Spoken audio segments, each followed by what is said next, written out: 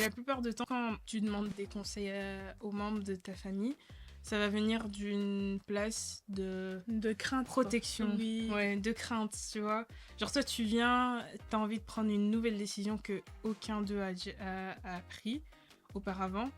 Et donc eux, ils sont là pour te soutenir. Si t'as des bons membres de famille, ils seront là pour te soutenir.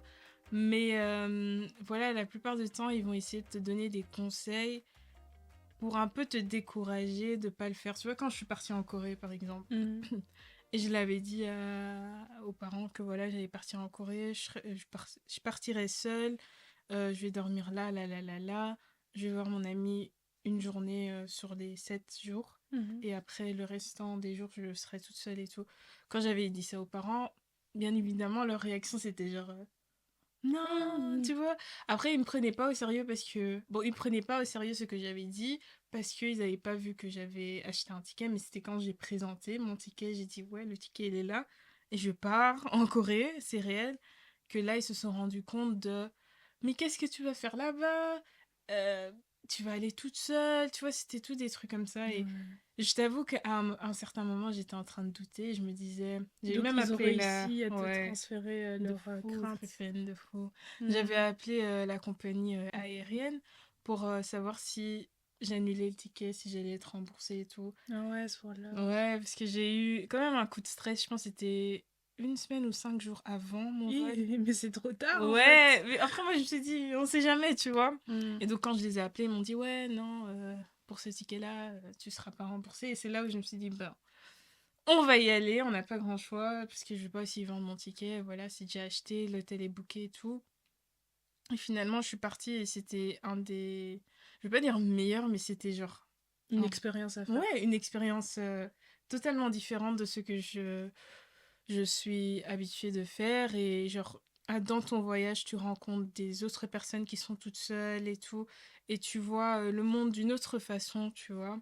Et oui, ça faisait peur de voyager toute seule parce que je vais pas mentir qu'il y avait des moments où j'avais peur parce que j'étais à minuit dans l'aéroport, où je devais rester dans un pays où, tu vois, la Chine. Au niveau de la langue, ça. Ouais, je connaissais rien. Genre, l'anglais, c'était vraiment pas du tout ça, même juste dans l'aéroport. Ça fait peur, mais tu apprends des nouvelles choses sur toi-même et tu apprends aussi des choses sur la vie. Et là, maintenant, aujourd'hui, si je dis à maman et papa que ouais, je vais partir, je sais pas, au Mais en Sénégal. fait, meuf, t'as déjà fait l'Asie. L'Asie, Ouais, c'est déjà très loin. ouais, Du ce sera coup, un j'ai peu. l'impression que tu vois, t'as parcouru tous les endroits loin, assez loin pour les parents.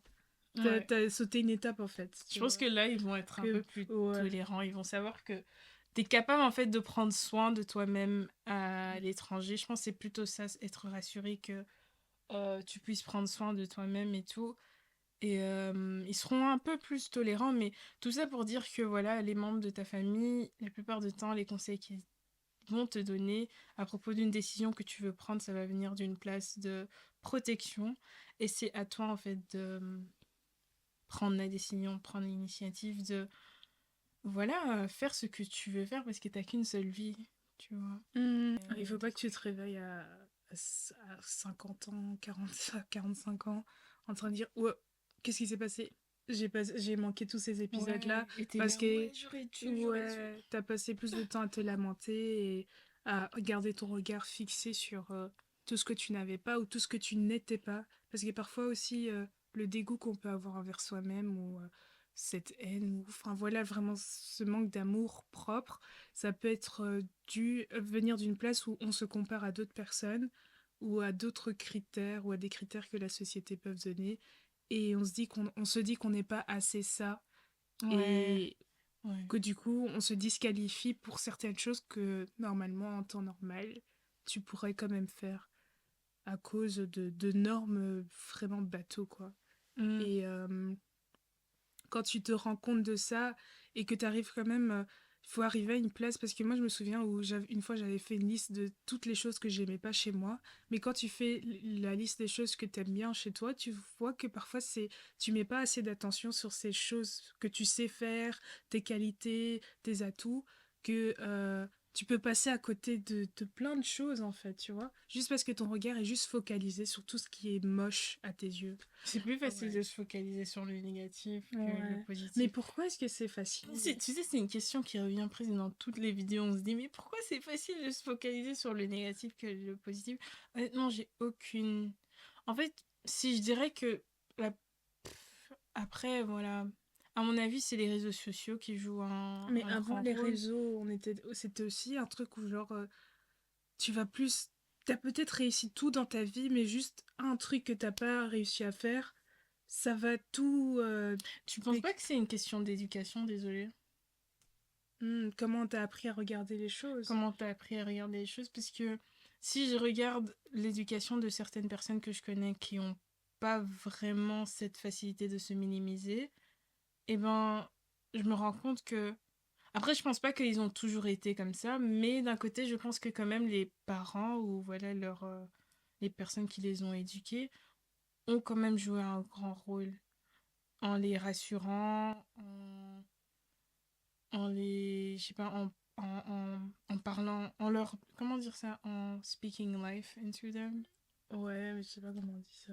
Bon, into speaking life into them, pour ceux qui comprennent. Euh, je pense que l'éducation aussi, ça a beaucoup à voir avec tout ça. Par exemple, j'ai regardé un documentaire de Kanye West, mais ça fait longtemps, ça fait 2 3 ans. Et quand il était plus jeune, en fait, sa mère, elle expliquait comment il était, genre, déjà spécial. C'était quelqu'un qui se voyait déjà réussir, tu vois.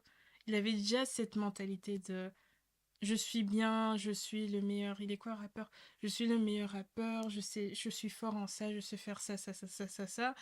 Et sa mère, en fait, elle était juste un soutien. Genre, et à mon avis, ça a beaucoup à voir avec l'éducation que la mère a donnée à Kanye West, tu vois, en le faisant croire que il est capable de faire tout ce qu'il peut. Mhm. Et nous, c'est pas qu'on a été mal éduqués, mais je pense que un peu dans notre éducation, on a mis cette... Comment je peux dire ça? On a mis l'importance sur le fait d'être humble, Ok, tu vois? ok. Et Hmm. l'humilité, je pense qu'on a une mauvaise définition de cela. J'avais entendu à la conférence où j'étais partie chez là-bas à Amsterdam, Stephanie Ike, elle a donné la définition de l'humilité. Elle parlait sur comment l'identité en crise c'est tellement important parce que si tu sais pas qui tu es, tu ne sauras pas comment agir, tu vois. Parce que c'est important de savoir qui tu es pour savoir quels sont les dons que tu as en toi. Et donc elle a dit que voilà, dans la culture, on a une mauvaise identité, on a une mauvaise définition de l'humilité et que l'humilité, en fait, c'est vraiment savoir la vérité de qui tu es en Christ, genre qui t'a créé, en fait, savoir que tu es un enfant de Dieu, que tu as ça, tu peux faire ça, ça, ça, ça, ça, et te soumettre à Dieu. Mhm, Tu mhm. vois, ça c'était sa définition de l'humilité. Et c'est là où j'ai compris que l'identité est vraiment important et ça revient un peu sur ce que j'ai dit sur Kanye West. Lui, il sait qui il est, tu vois. Et c'est pour ça que, à nos yeux, on peut le voir un peu en tant que cocky, on peut le voir un peu en tant que quelqu'un qui est pas humble, mais il marche en fait dans la vérité de qui il est. Mhm. Donc, voilà. Qu'est-ce que ça veut dire être humble en soi? C'est se faire petit, mais se faire petit pourquoi? Mhm. Mhm. Et c'est peut-être pour ça que, enfin, peut-être que je mélange les choses, mais peut-être pour ça que parfois on peut arriver à un sentiment où on manque d'amour propre parce qu'on connaît pas son identité et D'accord. qu'on veut fit dans l'identité que le monde veut nous donner, tu vois, Ouais. et qu'on se rend compte que ça nous correspond pas ou qu'on n'arrive pas à mimer ce que, euh, ce rôle que le monde veut nous donner parce que au fond de nous, ça ne correspond pas à qui on est réellement, Mhm. mais qu'une fois qu'on comprend et qu'on sait et qu'on assume notre vraie identité, qu'on arrive à développer de l'amour propre. Et que en t'aimant, en fait, tu enfin, s'aimer, c'est trop important parce que Déjà, c'est comme tu ça, vas... tu es en accord avec qui Dieu a dit que tu étais, tu vois. À part ça, tu vas accomplir un des commandements qui est important, c'est Love thy neighbor as yourself. Oui, parce que souvent on dit oui, aimer l'autre, mais il faut aimer l'autre comme soi-même. Ouais. Donc si tu sais pas t'aimer toi-même, tu sais pas prendre soin de toi, tu sais pas qui tu es, tu sais pas ce qui fait de toi qui tu es vraiment, tu pourras pas respecter l'autre et du coup donner de l'amour, tu vois, Mhm. cet amour que tu dois donner. Ouais. Parce que parfois on a des tendances, enfin moi pendant très longtemps je disais je suis une personne qui aime les gens, tu vois, mais en même temps je cultivais une sorte de mépris envers ma propre personne. Et du coup, quand je suis tombée sur ce verset-là, je me disais, est-ce que j'aime vraiment les gens vu que moi-même j'arrive pas à m'aimer, tu vois? Est-ce que je peux vraiment dire que j'aime ma maman, j'aime mon ami, j'aime cette personne-là? Parce que je me disais que je suis, on va dire, une amoureuse de l'amour et que j'aimais être en compagnie des autres, leur faire du bien, leur faire service, tout, vraiment, genre même m'effacer pour que eux ils soient dans la lumière, Alors, tu c'est vois. plus du people pleasing, là. C'est pas du people, parce que j'étais aussi une people pleaser, tu vois, et je suis encore un peu, mais c'est vraiment ce côté-là où tu te dis, je sais pas, genre, tu as juste de l'amour à donner. Que genre, même toi, tu pourrais passer une vie entière à ce qu'on ne t'aime pas forcément, mais que toi, tu puisses donner de l'amour aux autres. Et je me disais, comment est-ce que tu peux donner cet amour-là si t'arrives même pas à en avoir pour toi-même? Bah, en soi, si, c'est du people pleasing. Tu sais pourquoi je dis ça? Pourquoi? Parce que, en fait, en donnant cet amour, tu t'attends quand même que cet amour te soit rendu. Mais non, parce que je viens de te dire justement que je pourrais passer une vie sans pour autant Oui, recevoir de mais l'amour. même en passant cette vie sans pour autant recevoir cet amour, tu t'attends à le recevoir. Ouais, je sais pas. Ah, peut-être la version d'avant, elle te dirait que non, mais ouais, ça pourrait être du people Parce pleasing que quand est-ce que même. ça te fait pas mal quand toi tu te donnes Non, pour une ouais, personne, ouais. mais tu vois que à un certain moment où toi t'as besoin de cette personne, elle se donne pas en retour. Aujourd'hui, oui, c'est un autre sens, mais avant, je te dis que je m'en foutais en fait, tu vois. C'est pas aussi que j'allais le faire à la personne qui me méprise, une personne qui est très méchante avec moi. Non, ça va être une personne avec qui il y a quand même un échange où genre en mode je sais qu'elle m'aime et moi aussi je l'aime bien, mais euh, je pourrais donner plus dans la relation que cette personne-là ne me donnerait. Tu vois, et ça me ferait rien. Jamais je veux me dire, ah ouais, tu te souviens, en 2012, je t'avais offert une écharpe, pourquoi toi tu m'en as jamais offert une, tu vois? C'était vraiment dans ce mindset-là que j'étais. Jusqu'à ce que je tombe dans ces versets-là et je me suis dit non, arrête, je pense que vraiment. T'as jamais encore vraiment aimé les gens puisque t'as jamais réussi à t'aimer Ah, toi-même t'aimer. d'abord, Ouais. tu vois. Mais peut-être bien qu'il y avait un peu de people pleasing dedans, mais c'était pas ma première intention de chercher de l'attention des autres. Pardonner, pour moi, c'est. Bon, c'est pas forcément oublier, mais c'est libérer ton cœur de sentiments négatifs que tu attachais à une personne, tu vois. Tu sais qu'elle t'a fait du mal, t'oublies pas ça, mais tu te libères de ça, tu vois. C'est pas que quand tu la vois, ça réveille des Des anciens souvenirs ou des oui, anciens de sentiments. la rancœur, que Ouais, la ça rancœur. te Mhm. met dans des positions où, par exemple, t'es mal à l'aise. Peut-être la personne, elle arrive à rire avec d'autres personnes, mais toi, par exemple, t'as plus l'appétit juste parce que la personne est dans la pièce. Peut-être le Pardonnez pour cœur moi. qui bouillonne. Oui, tu as la gorge qui se noue, t'as envie de pleurer, tu détestes tout le monde, ton langage change, tu parles plus, tout change en fait juste à cause de la présence de cette personne-là. Pour moi, pardonner, c'est arriver à te détacher de ces sentiments négatifs pour pouvoir avancer sans oublier ce que la personne t'a fait, tu vois. Mhm. Parce qu'après, la différence avec Dieu, c'est que Dieu, il oublie. Et peut-être que nous aussi, on devrait arriver à un stade où on arrive à oublier les fautes des gens. Mais déjà, si on arrive à un stade où on arrive à se détacher de ces sentiments négatifs, ça pourrait être très libérateur pour nous-mêmes et même pour l'autre personne, même si ça ne l'affecte pas directement. Parce que on est des êtres humains et on dégage de l'énergie. Quand tu es dans une pièce, t'es pas dans une pièce et qu'on parlait de toi il y a quelques secondes et que tu rentres dedans, parfois tu ressens qu'il s'est passé quelque Ouais. chose, qu'on a Dans parlé derrière l'atmosphère, ton vraiment, dos. tu ressens qu'il y a quelque Il y a des mamans qui ont des liens très forts parfois avec leurs enfants et qui peuvent ressentir que voilà leur enfant il est pas bien, qu'il est en danger, qu'il est en train de pleurer, qu'il a faim, alors qu'elles sont des maîtres de cette personne-là. Du coup, même si genre tu serais t'aurais des ressentiments envers une personne et que cette personne n'est pas au courant, c'est quelque chose qu'elle va ressentir à chaque fois que vous allez vous croiser, tu vois. Ouais. Même si tu lui dis pas, elle va se dire Jessica, elle a toujours été bizarre avec moi, ou on dirait qu'elle retient un truc contre moi. Et, euh, du coup, si tu arrives à te libérer de ça, tu pourras aussi libérer cette personne-là C'est Maintenant, ça. comment faire quand il s'agit de toi-même?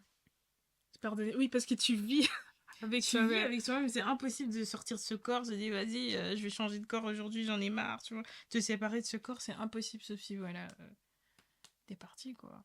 Souvent, on refoule nos émotions, tu vois. Quand il y a un truc qui arrive, parfois on ne we don't deal with what is happening inside Ouais, at the moment, ouais. tu vois. Tu dis bon, peut-être qu'il y a une situation assez stressante. Et ce stress te fait savoir que tu es dans un besoin de sécurité, en fait, tu vois. Et tu vas refouler ça parce que voilà, le moment te demande d'être là, présente, de prendre une décision et d'agir comme une adulte ou une grande fille, vu que tu es adolescente. Et puis dans la semaine, tu as plein d'événements assez stressants et où on te sollicite plusieurs fois.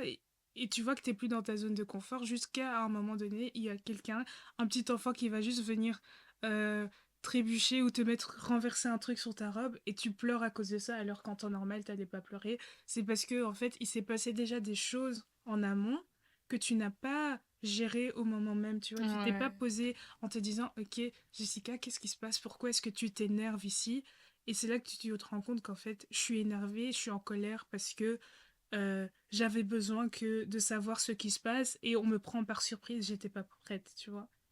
Parfois, on fait pas souvent ces analyses, ces introspections sur les émotions qu'on a sur le moment même quand il y a un truc qui se passe. Et donc, ça fait que tout s'empile, s'empile, s'empile. Et au moment que ça explose, ben, ça explose et t'es là en mode, ok, pourquoi est-ce que j'agis de manière fragile ici, tu vois. Mhm. Si je pense qu'on prenait vraiment ce temps, je pense que j'avais déjà dit ça dans une des saisons précédentes, de tous les soirs ou une fois par semaine d'avoir un cahier Ouais, où tu peux. écrire tes émotions. Enfin, le cahier, c'est une méthode, hein, il y a d'autres méthodes, mais une manière de pouvoir rentrer dans une réflexion interne où tu te dis, ok, qu'est-ce qui s'est passé cette semaine? Qu'est-ce que j'ai ressenti? Pourquoi est-ce que je me suis ressenti comme ça? Est-ce que j'aurais pas de la haine envers cette personne? Est-ce que je m'aime encore assez? Est-ce que je suis stressée? Est-ce que je suis bien? Ben, tu pourrais gérer. C'est comme si tu étais dans un magasin et euh, t'es toute seule et il y a plein de clients qui viennent à la fois, tu dois tous les gérer en même temps. Alors que quand tu as un client à la fois, tu peux peut-être prendre le temps de lui dire bonjour, comment ça va? Ah, vous venez d'où? Tu vois, tu prends une émotion à la fois Très bon exemple. et tu l'analyses, tu dis ok, je t'ai jamais ressenti. Genre parfois il y a des gens qui n'ont jamais ressenti de la haine et puis il faut qu'ils tombent sur cette personne-là et ils ressentent de la haine pour cette personne, tu Ouais. vois. Alors que ce sont des personnes qui aiment l'amour, qui aiment tout le monde, mais ils sont tombés sur une personne qui leur rappelle peut-être une personne dans leur passé qui leur a fait du mal, ça réveille un truc en eux directement et ils sont là en mode ça vient d'où? Alors que si tu as ces moments-là dans la semaine ou dans les soirées où tu peux écrire, souvent tu analyses ah cette personne elle était blonde, ah elle avait ce trait de caractère-là qui me fait penser à ma prof qui me tapait en maternelle. Ben voilà, tu comprends d'où ça vient. Enfin, voilà, c'est un bête exemple, mais prendre le temps pour soi en fait. Et ça Mm. aussi, ça fait partie de l'amour propre. Ouais, apprendre à se pardonner, c'est tellement important. Mm. Parce que le danger du regret, en fait, c'est que tu restes bloqué dans le passé. Et puis que quand tu vas te retrouver dans ton lit de mort, les derniers Ouais, tu regrettes, en tu fait. regrettes tous des En fait, trucs c'est comme ça. ça. Le danger dans le regret, c'est le fait que tu puisses rester bloqué dans le passé et pas voir que la vie, en fait, elle continue. Oui. Tu vois? Et toi, t'as peut-être l'impression que t'es en train d'avancer, d'avancer, d'avancer, mais En fait, bam, il y a une situation, voilà, qui te tombe dessus, et tu retournes à, 10 ans voilà, 10 ans avant. Et c'est là, en fait, que tu te rends compte que, oui, ça va pas. avant. Oui. Et tu peux tellement passer à côté De de ta ton, vie. de ta vie, de ton potentiel, de la personne que tu es, seulement parce que tu ne t'es pas pardonné pour quelque chose que t'as fait ou t'as pas fait, tu vois. Et donc, il faut vraiment apprendre à se pardonner Mhm. parce que tu es la seule personne qui vit avec toi. Il n'y a personne d'autre qui peut le faire pour toi, tu vois. On commet tous les erreurs et voilà, ce qui est fait est fait. Euh, et en fait, c'est aussi une question de. I don't think it's shame though. It has nothing to do with shame. Mais en fait, il faut on soit plus indulgent avec soi-même et se dire que c'est la première fois que tu vis cette vie, que tout comme c'est la première fois que les parents sont des parents et que ils vont commettre des erreurs. Tu vas commettre des erreurs en tant qu'être humain, mais le plus important, c'est de te relever et parfois même de prendre ça à la rigolade. Parce que dans 5 ans, ou Ça même sonne dans deux cliché, hein, semaines, mais oui, c'est très c'est la cliché, mais dans vérité. 2 semaines, tu vas en Ouais. rire. Et souvent, les situations que tu vis aujourd'hui, quand tu vas regarder ça 5 ans plus tard, tu vas dire, wow, j'étais en train de me prendre la tête pour des factures que je pensais impayables et Oui, aujourd'hui ouais. ça fait plus C'est une partie de ma dinguerie que vie, t'en tu parles vois. parce que parfois, c'est à chaque fois à la fin de l'année, comme Mm. là on est à la fin de l'année, on est en décembre, on Ouais. termine l'année la semaine prochaine. Et donc à chaque fois je suis là, purée, pendant l'année il y avait des moments où je savais pas comment j'allais m'en sortir de telle situation. Et finalement je suis encore en vie et genre je suis bien, Oui. tu vois, gloire à Dieu, hein. Gloire à Dieu. Mais parfois tu te rends compte que il y a des moments où tu vis des situations, il faut aussi vivre les situations dans le moment présent, mais il faut se dire que tout sera ok. En fait, tout va bien aller. Oui, pour finir Tout va bien tous. se terminer, quoi. Mhm. Et le soleil finit toujours par se lever, la nuit finit toujours par se terminer. Ouais. C'est vraiment très cliché parce que parfois la nuit peut être très très très longue. Très bien. Le tunnel peut être très long aussi et cette lumière, elle peut paraître toute minuscule, mais juste le fait d'avoir un petit peu d'espoir que tu vas finir par atteindre le bout de ce tunnel, ça peut te faire tenir tout le long du chemin. Ouais, c'est ça, ce que tu viens de dire, l'espoir, c'est ça qui Mm. fait Qui fait Hope vivre. lives. Oui, l'espoir fait vivre L'espoir vraiment. fait vivre. Et Je sais c'est que c'est très bateau, très très, difficile à très, croire, ouais. mais juste prends un moment, comme Jessica vient de le dire, on est à la fin de l'année, de juste te faire une rétrospective sur tout ce qui s'est passé. Par exemple, il y a beaucoup d'étudiants qui nous regardent ici. Dis-toi que tu as réussi ton année précédente et que là, tu es en train d'être peut-être dans ton année diplômante, cette année que tu voyais tellement loin, cette année que tu Ouais, voyais c'est une dinguerie. inatteignable, et tu peux que te féliciter parce que tu as tenu, tu as gardé espoir, et l'année prochaine, tu vas même en rire parce que, genre, tu vas même oublier c'est quoi les souffrances d'étudier, c'est quoi les souffrances de se lever pour aller à Tu l'école. connaissais bien, quoi. Ça passe tellement, ça passe tellement vite, et parfois, vraiment, quand tu passes à une autre étape de ta vie, souviens-toi juste un peu d'où tu étais et ça va tellement donner de la valeur à ce que tu es en train de vivre actuellement. Tu peux être fier de toi, vraiment. Mhm. Donc, voilà. L'humilité, c'est savoir. Non. L'humilité, c'est croire en la vérité de qui tu es et te soumettre à Dieu. Ah, waouh, c'est beau. En fait, c'est bien d'être humble dans la vérité de qui tu es. Ouais. Parce que parfois, on bâcle notre identité, tu vois. On dit, ah non, moi je suis pas. Tu vois, genre en mode, on peut te dire en mode, ah mais toi t'es une princesse et tu là. Moi? Non, jamais, tu vois. Tu diminues ça et ça fait très. Ça fait pas prétentieux, mais. Comment on appelle ça? Ça fait orgueilleux. Et elle C'est a de dit l'orgueil. que l'orgueil, c'est croire. Précède la chute. Ah, c'est quoi? Non. L'orgueil, oui, précède la chute, Hmm. voilà. Mais l'orgueil, c'est C'est. croire que le mensonge de qui tu es, ou je sais pas ce qu'elle disait exactement, mais voilà, croire que le mensonge est la vérité. Ça, c'est l'orgueil. Mhm. Vouloir te donner une autre identité que celle que tu dois Je pense que c'est ça avoir, elle essayait de dire. c'est avoir de l'orgueil. Ouais. Parce que Dieu t'a créé avec une identité spécifique, qui est la vérité. Et dans cette vérité se trouve l'humilité de qui tu es, dans qui tu es. Et l'orgueil, c'est croire que le mensonge, donc l'identité que l'ennemi t'a donnée, est la Et la vérité. vérité. À méditer. À méditer. Voilà.